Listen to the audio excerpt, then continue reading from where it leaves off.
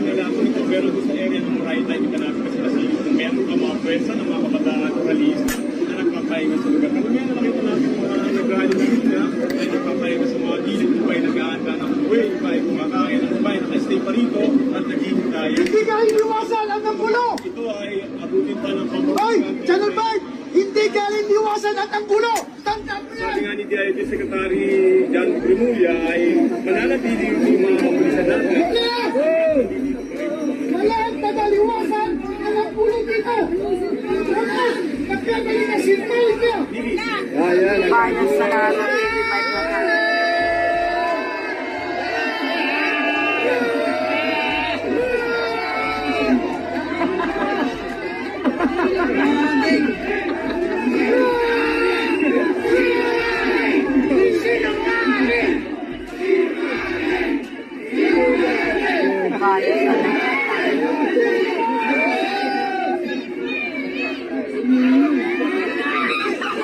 Galit na galit na yung mga tao, guys. Galit na galit na yung mga tao.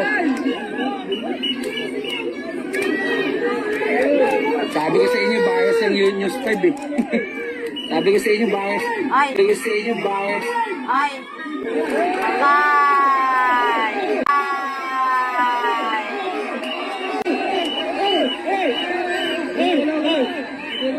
Aray ko! Newscaster na nulak.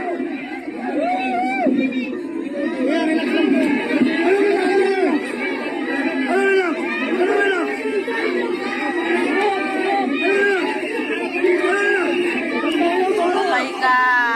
Bias ka ha!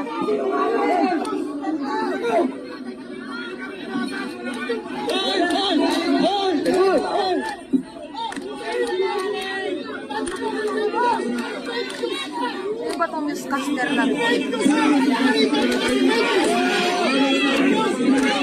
Intentional pa ng mga inupak na puso, mga bobo. Nagalit na yung mga tao, guys. Fake news daw kasi. Sabi ko sa inyo, bias ang TV5 eh.